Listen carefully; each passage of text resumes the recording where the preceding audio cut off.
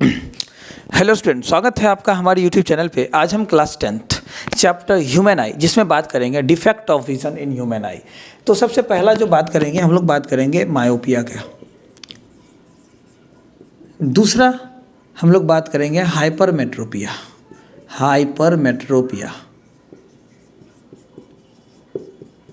और थर्ड जो बात करेंगे हम लोग बात करेंगे प्रेसबायोपिया। मायोपिया को शॉर्ट साइटेड्स भी कहते हैं, हाइपरमेट्रोपिया को लॉन्ग साइटनेस।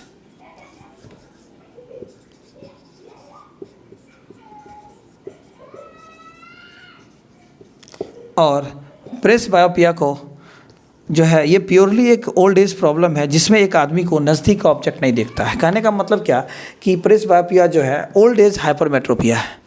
ठीक है, तो देखिए ये आँख का जो कंसेप्ट है, आँख में क्या क्या कैसे वर्क करता है तो बता रहे हैं। जैसे मान लीजिए कि आप मिरर में ऑब्जेक्ट डिस्टेंस पढ़े हैं, इमेज डिस्टेंस पढ़े हैं, मतलब ऑब्जेक्ट डिस्टेंस अगर मिरर में आप चेंज करते हैं तो उसका इमेज डिस्टेंस भी चेंज होता है। अगर आप लेंस में भी ऑब्जेक्ट डिस्टेंस चेंज करते हैं तो इमेज डिस्टेंस चेंज होता है। पढ़ाए हुए हैं मेरे चैनल पे, आप जाके देख सकते हैं। Image formation by lens, image formation by mirror, image formation by plane mirror, हर चीज़ पढ़ाया गया है, अच्छे से पढ़ाया गया है। आप जाके देखिए, विजिट कीजिए और अच्छे से फुल डिटेल्स में जानिए। तो लेकिन आँख में ऐसा नहीं है। ऑब्जेक्ट डिस्टेंस चेंज होने से इमेज डिस्टेंस चेंज होता है, ये हम लोग अच्छे से जानते हैं। लेकिन आँख में ऐसा नहीं होता। अगर हम आपको देख रहे हैं तो आपका इमेज मेरे रेटिना पे बनता है, और फिर अगर आपसे सबसे पीछे वाले ऑब्जेक्ट को भी देखते हैं, पीछे वाले स्टूडेंट को भी देखते हैं, तो उसका भी इमेज मेरे रेटिना पे ही बनता है। क्यों? अगर ऑब्जेक्ट डिस्टेंस चेंज हो रहा है तो इमेज डिस्टेंस भी चेंज होगा। क्यों नहीं हो रहा है? क्योंकि रेटिना पे बन रहा है, रेटिना पे ही बन रहा है।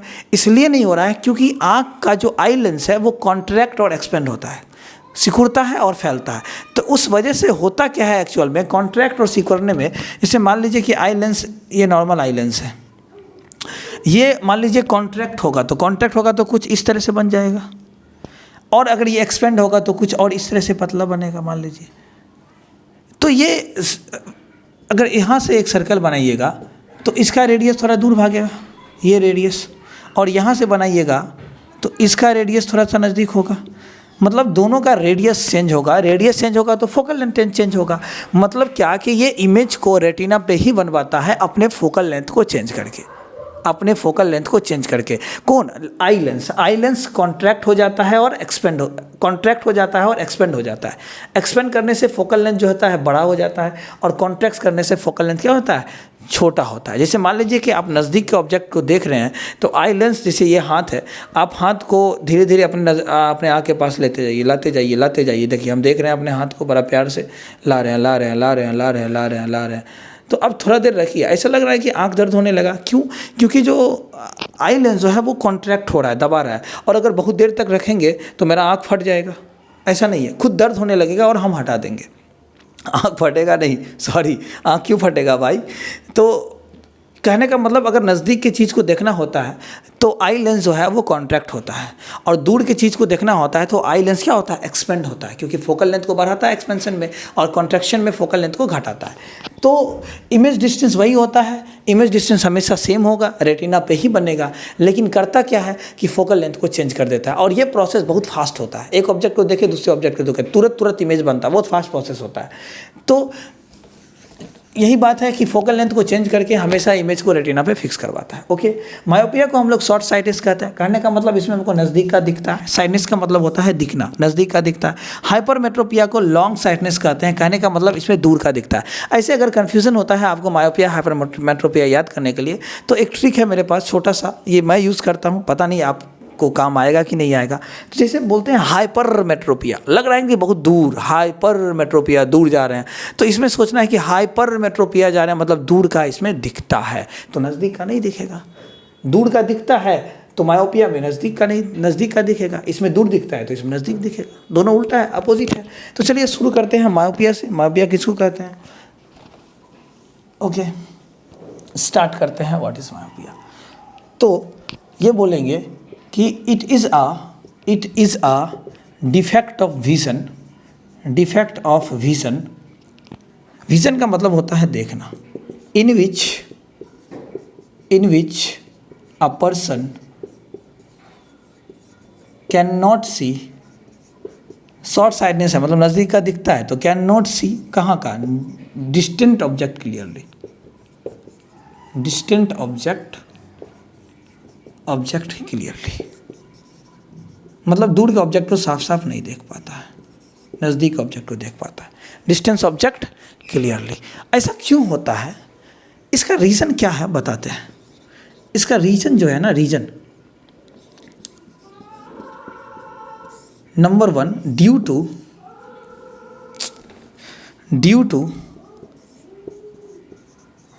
To elongation of eye ball, elongation of eye ball. देखिए आँख का जो साइज होता है वो बचपन से लेकर बुढ़ापे तक बराबर रहता है, बढ़ता घटता नहीं है।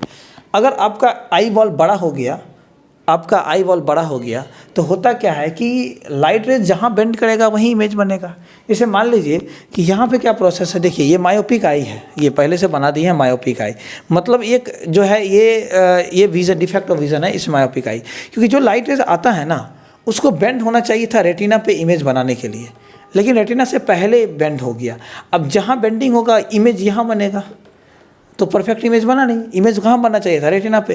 क्यों? क्योंकि दो केस हो सकता है, या तो ये आई बॉल जो है ये बड़ा हो गया होगा, जो कन्वर्जिंग पावर होगा यहाँ नॉर्मल लेंथ यहाँ होना चाहिए था, लेकिन ये इतना बड़ा हो गया, ये प्रॉब्लम होगा, है ना। इस वजह से जो है जहाँ बेंड होना चाहिए लाइट रेज को वहाँ बेंड नहीं करता है, पहले ही बेंड कर जाता है। और हम लोग जानते हैं कि जहाँ पे दो रिफ्रैक्टेड या रिफ्लेक्टेड लाइट रेज इंटरसेक्ट करता है वहीं पे इमेज का फॉर्मेशन होता है। क्लियर है बउआ?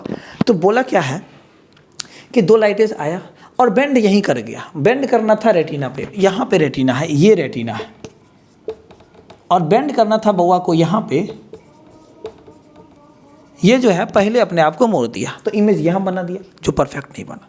ये दो केस में हो सकता है। पहला केस कि हो सकता है कि ये जो आँख होगा, आँख का आई बॉल बहुत बड़ा होगा नॉर्मल आई बॉल से, तो लेंस अपने नॉर्मल आई बॉल को ही और बॉल नॉर्मल के लेंथ का ही कन्वर्ज किया लाइट रेज को, बट ये पहले मुड़ गया क्योंकि बड़ा होगा आई बॉल, तो इस वजह से पहले मुड़ गया तो नहीं बना।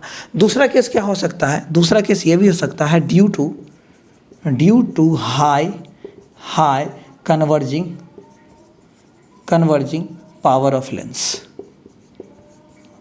लेंस, मतलब लेंस का कन्वर्जिंग का मतलब होता है बेंड करना। हो सकता है कि लेंस का जैसे मान लीजिए ये आपका यहाँ पे रेटिना है, ध्यान दो, हम बताना चाह रहे हैं, समझाना चाह रहे हैं, तुम समझो। यहाँ पे रेटिना है, ठीक है, ये आँख का लेंस है, मान लीजिए ये आँख का lens, eye lens, light rays आया, ठीक है। अब इस आई लेंस का कन्वर्जिंग पावर बहुत ज़्यादा है, इसको मोड़ना है यहाँ पे, बोला रख, यहीं दबा दिया, यहीं पे दबा दिया, कहाँ दबा दिया? यहीं पे। अब यहीं पे जो है लाइट रेज को दबा के बेंड कर दिया तो इमेज तो यहाँ बन जाएगा, लेकिन दबाना कहाँ था, मतलब यहाँ पे बेंड करवाना था। यही है मायोपिक आई, यही है आपका मायोपिक आई। ये दो केस में होता है, या तो इसका हाई कन्वर्जिंग पावर हो गया, या दूसरा कि हो सकता है जो आई बॉल है ना ये बहुत बड़ा है, मतलब ये नॉर्मल आई बॉल से बड़ा है जिस कारण यहाँ पे बेंड नहीं किया। तो इसको ठीक करने के लिए मान लीजिए कि लाइट रेज यहाँ से आया तो यहाँ बेंड कर गया। एक केस और हो सकता है, मान लीजिए अगर लाइट ऊपर से डाला जाए, ऊपर से, तो दबाते दबाते जो है हो सकता है कि यहाँ पे बेंड कर दें, यहाँ की जगह यहाँ पे बेंड कर दें। यही लाइट रेज को अगर हम लोग इस लाइट रेज को यहाँ शिफ्ट कर दें और इस वाले लाइट रेज को यहाँ शिफ्ट कर दें तो ठीक हो जाएगा आँख का प्रॉब्लम। तो इस लाइट रेज को यहाँ शिफ्ट करने के लिए क्या करेंगे? हाँ, इसी यहाँ पे एक लगा देंगे हम लोग, कौन सा लेंस? कनकेव लेंस, क्योंकि हम लोग जानते हैं कनकेव लेंस में जो लाइट रेज, अगर मान लीजिए कुछ लाइट रेज ऐसे आता है तो वो कुछ इस तरह से भागता है, कुछ इस तरह से भागता है। ये क्यों? क्योंकि कनकेव लेंस जो है लाइट रेज को डाइवर्ज करता है और कन्वेक्स जो है कन्वर्ज करता है। तो इसी लाइट रेज को यहाँ पे शिफ्ट करवाने के लिए क्या किया गया कि यहाँ पे ना, इसको हटा दीजिए आप, इसको क्या किया गया कि इसी लाइट रेज को आने दिया और बोला रुको भाई तुम्हारा इलाज करते हैं। यहाँ पे एक कन्वेक्स लेंस लगा दिया गया, ठीक है। कन्वेक्स लेंस जब लगाया गया तो ये लाइट रेज आया, आने के बाद कुछ ऊपर से गया, यही लाइट रेज को इस लाइट रेज में कन्वर्ट किया। उसके बाद यहाँ से जाने के बाद जो है ऊपर से जैसे ऐसे देखिए, ऐसे एक कनकेव लेंस बनाया और यहाँ से एक लाइट रेज आया, दो लाइट रेज आपस में आया और ये कुछ इस तरह से आई लेंस पे पड़ा, ऊपर से पड़ा, तो ऊपर से पड़ने के बाद ये बेंड किया रेटिना पे,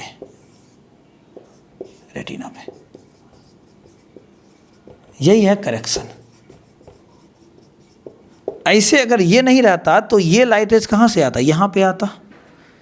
अगर यहाँ पे ये लेंस नहीं लगाते तो ये लाइट रेज तो यहाँ पे आता, सिंपल यहाँ पे स्ट्राइक करता, और यहाँ पे करने के बाद यहीं कहीं मोड़ देता, है ना, यहीं कहीं मोड़ देता, तो इमेज यहाँ बनता। अब इमेज यहाँ बन रहा आइरिस। तो यही लाइट रेज जो ऐसे आ रहा था, ये लेंस लगाने का ये मतलब ये लेंस लगाने से ये हुआ कि जो लाइट रेज आ रहा था उसको डाइवर्ज करके ऊपर से डाल के यहाँ पे बेंड करवाया और इमेज यहाँ पे बना। यही करेक्शन है। देखिए यहाँ पे लाइट रेज को लाया और थोड़ा सा ये ऊपर से बेंड हुआ है, ठीक है, दिख नहीं रहा। बेंड होने के बाद ऊपर मतलब डाइवर्ज हुआ, डाइवर्ज होने के बाद रेटिना पे यहाँ मिलाया। यही है करेक्शन। ये होता क्यों है, आई बॉल बड़ा हो गया तो पहले ही बेंड कर देगा, बेंड करवाना है यहाँ पे, या फिर लेंस का कन्वर्जिंग पावर बढ़ गया, मतलब पावर का कन्वर्जिंग पावर बढ़ गया तो बेंड यही कर देता है। तो इसको करेक्शन के लिए हम लोग कनकेव लेंस यूज़ करते हैं। क्लियर है, बात हो गई ख़त्म। चलिए अब हम लोग बात करते हैं हाइपरमेट्रोपिया क्या होता है। हाइपरमेट्रोपिया क्या होता है, इसको इरेज करते हैं। ठीक, ओके, थैंक यू। हाइपरमेट्रोपिया की बात करते हैं।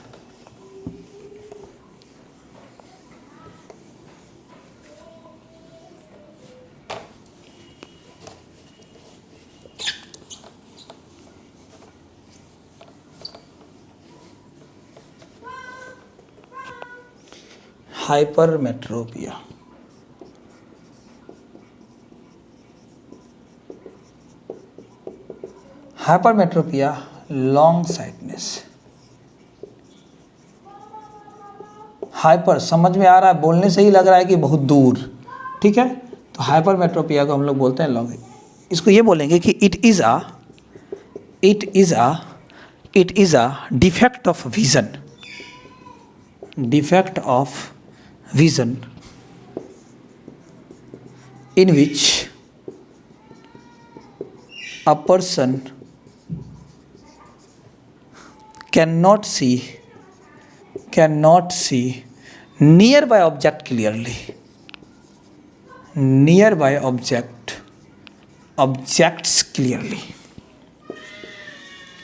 मतलब का के नज़दीक ऑब्जेक्ट सही से नहीं दिखता है। इसका रीज़न क्या है, क्यों ऐसा होता है? तो दो केस हो सकता है। Number one, due to shortness of eye ball का छोटा हो जाना, क्योंकि जहाँ बेंड करेगा वहाँ नहीं, मतलब उसके बाद मतलब रेटिना पे लाइट इसको बेंड करना है, लेकिन बेंड करता है रेटिना का पार चला जाता है। और दूसरा है due to low converging power of eye lens, due to low converging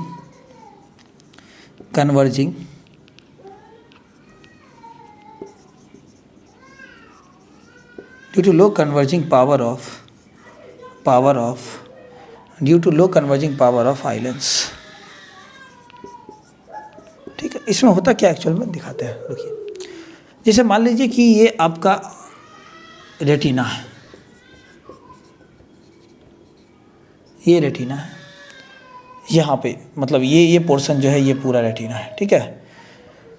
और एक लाइट रेज क्या करता है, इसमें प्रॉब्लम क्या है कि आई लेंस मान लीजिए ये है, इसका कन्वर्जिंग पावर लो होता है। लो होने के कारण ये क्या करता है कि बेंड करना चाहता है, करते करते यहाँ बाहर बेंड कर देता है। अब बेंड होना था यहाँ पे, लेकिन इमेज यहाँ पे बना रहा है। ये प्रॉब्लम है इसमें। तो एक्चुअली होता क्या है कि इस लाइट रेज को मान लीजिए कि ये लाइट रेज और थोड़ा और नीचे से आता, तो बेंड वहाँ बेंड करने की जगह यहीं बेंड कर जाता। बात समझिए, फिर से इधर समझा रहे हैं। इधर से मान लीजिए कि ये आपका रेटिना है यहाँ पे, और ये आई लेंस है। जो लाइट रेज आता है ना इस पे, ये जो है रेटिना से बाहर बेंड कर जाता है यहाँ पे।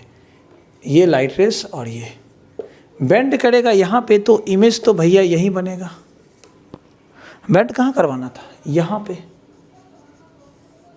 अच्छा, इस लाइट रेज को अगर मान लीजिए कि थोड़ा लाइट रेज और नीचे से आता तो क्या ये रेटिना पे बेंड करता? कर सकता था। अब करना क्या है कि इसको यहाँ शिफ्ट करवाना है, उल्टा ऊपर वाले लाइट रेज को नीचे शिफ्ट करवाना है। और मायोपिया में क्या कर रहे थे? नीचे वाले को ऊपर। तो एक और कन्वेक्स लेंस अगर लगा दिया जाए कुछ इस तरह से, देखिए इस तरह से,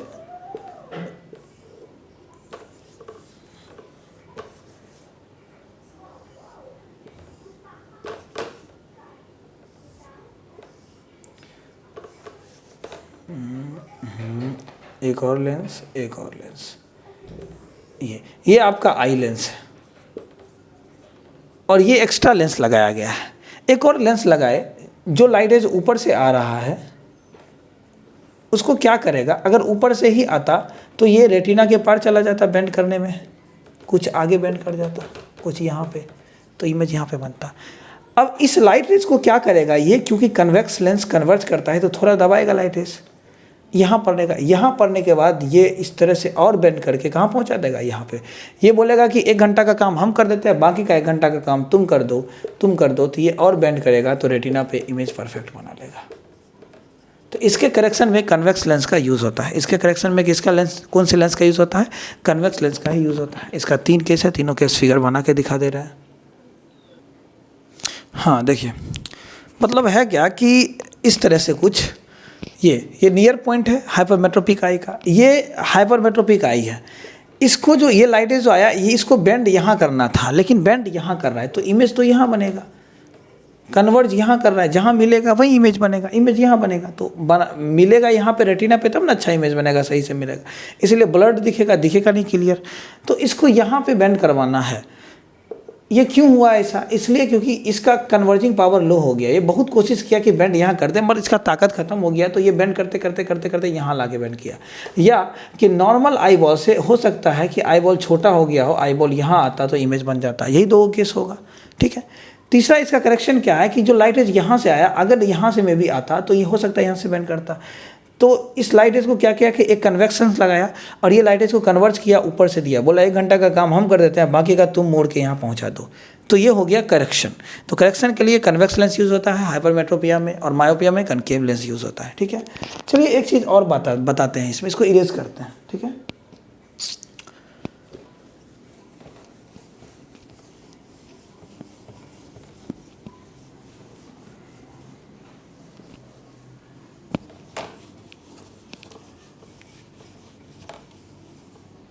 देखिए, मायोपिया की अगर बात करें तो मायोपिया को हम लोग बोलते हैं फार पॉइंट। मायोपिया को हम लोग फार पॉइंट भी बोलते हैं, और इसमें जो यू होता है वो होता है आपका इन्फिनिटी। यू क्या होता है? इन्फिनिटी। चलिए, बाय लेंस फार्मूला हम यहाँ से एफ निकालना चाह रहे हैं, फोकल लेंथ क्या आएगा। क्लियर है? तो लेंस फार्मूला क्या कहता है? 1/v माइनस 1/u बराबर 1/f। क्लियर है? तो ऐसे भी लिखेंगे 1/f बराबर 1/v माइनस 1/u। ठीक है। तो 1/f बराबर 1/v को रहने दीजिए। अच्छा, v को ले लीजिए -t, मतलब डिस्टेंस ऑफ इमेज मान लेते हैं कि -t है। क्लियर है? तो 1/-t माइनस 1/∞। तो 1/f बराबर 1/-t माइनस 1/∞ क्या होता है? 0 होता है। क्या होता है? 0 होता है। तो जब सॉल्व करेंगे तो f बराबर -t आएगा। फोकल लेंथ हमेशा f बराबर -t। इसका मतलब ये हुआ, जो फोकल लेंथ होगा, फोकल लेंथ मायोपिक आई की बात करें और फार पॉइंट की बात करें तो वो हमेशा जो आपका आएगा वो हमेशा -d के बराबर आएगा। d है डिस्टेंस ऑफ इमेज, ये आपको याद रखना है। तो अगर फोकल लेंथ पूछेगा, इमेज डिस्टेंस दिया रहेगा, तो डायरेक्ट f बराबर -d कर दीजिएगा न्यूमेरिकल्स बनाते समय, एकदम सोचना है ही नहीं, डायरेक्ट f बराबर -d। ठीक है। सेकेंड बात है हाइपरमेट्रोपिया जो होता है इसको हम लोग नियर पॉइंट कहते हैं। और नियर पॉइंट जो होता है आई लेंस का वो u बराबर होता है 25 सेंटीमीटर। ठीक है, क्या होता है 25 सेंटीमीटर। तो एज्यूम कीजिए लेट u बराबर आप ले लीजिए कैपिटल D जो आपका 25 सेंटीमीटर है। ठीक है, कैपिटल D जो आपका 25 सेंटीमीटर है, और v बराबर ले लीजिए स्मॉल d, माइनस d ले लीजिए यहाँ पे। और ठीक है, चलिए स्मॉल ले लीजिए, माइनस बाद में लेंगे, ये ले लीजिए माइनस। अब लेंस फार्मूला क्या कहता है 1/f बराबर 1/v माइनस 1/u। ठीक है, तो 1/f बराबर क्या होगा, 1/f बराबर क्या होगा 1/v। तो v को क्या लिखेंगे माइनस d माइनस 1/कैपिटल D, 1/कैपिटल D। तो जो f बराबर आएगा 1/f बराबर आएगा वो आपका आएगा, ऑब्जेक्ट डिस्टेंस को निगेटिव रखना है माइनस d, तो ये आएगा 1/-d प्लस 1/कैपिटल D। क्लियर, इसको इरेज करें इधर, इसको इरेज करें इधर, चलिए ठीक, ओके।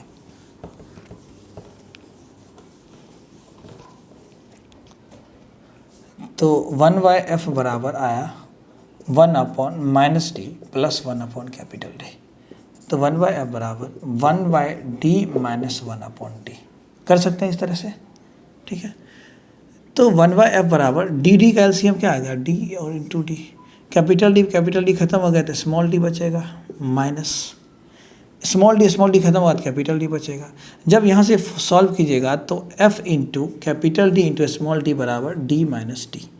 तो फोकल लेंथ क्या आएगा d माइनस डी अपॉन, ठीक है सॉरी गलत हो गया, ये क्रॉस मल्टीप्लिकेशन ऐसे होगा तो f into D minus D बराबर डी डी। तो जो फोकल लेंथ आपका आएगा वो होगा f बराबर D D upon D minus D. ठीक, और ये जो आपका d है u क्या है, u बराबर d और जो कितना 25 सेंटीमीटर है। तो आप पुट कर दीजिए कैपिटल D की जगह 25, तो 25d upon 25 minus capital D। ये आपका far point sorry near point और हाइपरमेट्रोपिक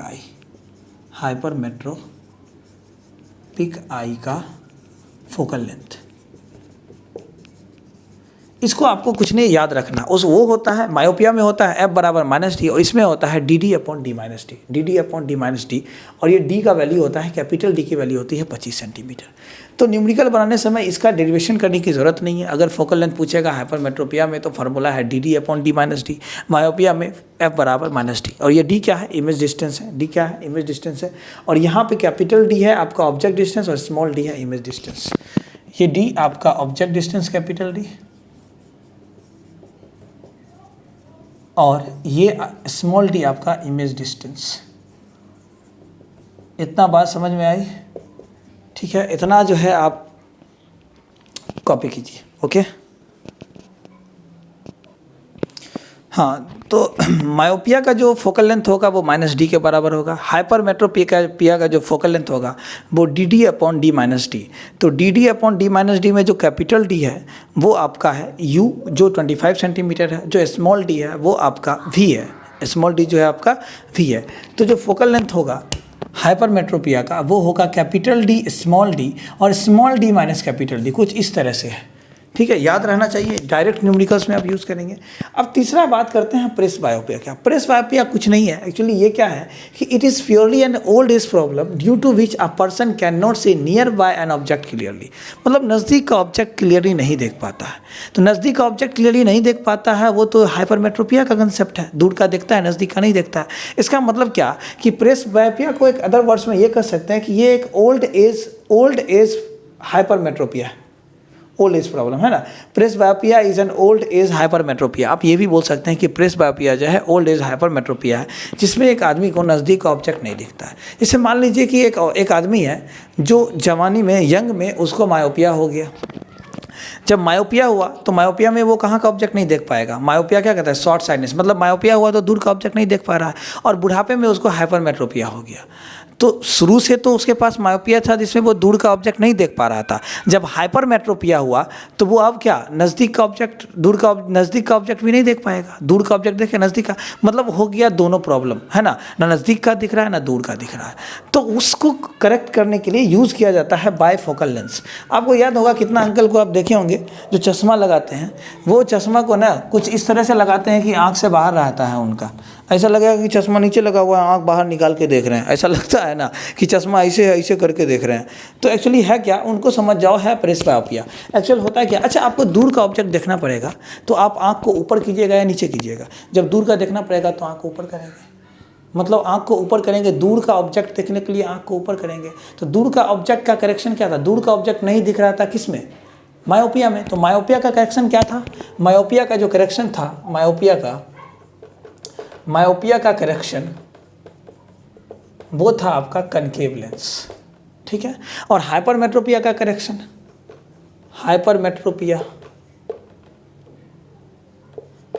हाइपरमेट्रोपिया का जो करेक्शन था वो था आपका कन्वेक्स लेंस, ठीक है। तो दूर का देखना है, तो दूर का देखने में समझिए कि दूर का मायोपिया में क्या होता है, दूर का नहीं दिखता है, तो दूर का देखने के लिए, दूर के लिए क्या देखना पड़ेगा, कनकेव लगाना पड़ेगा। नज़दीक का देखने के लिए कन्वेक्स लगाना पड़ेगा। और जो चश्मा होता है, जैसे मान लीजिए ये चश्मा है आपका, ये चश्मा है, ये ऊपर का पार्ट है अप पार्ट, ये नीचे का है ना, ये लो पार्ट है।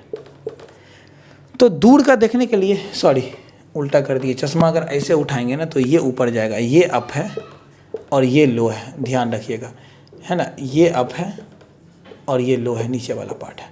तो दूर का देखना होगा, अच्छा है, दूर का देखना होगा तो आँख को ऊपर करना पड़ेगा, आँख को ऊपर करना पड़ेगा, मतलब मायोपिया मतलब कनकेव, मतलब चश्मा में ऊपर में जो लेंस लगा हो मस्ट है कि कनकेव, मतलब यहाँ पे जो लेंस होगा वो आपका कनकेव लेंस होगा, ये कनकेव,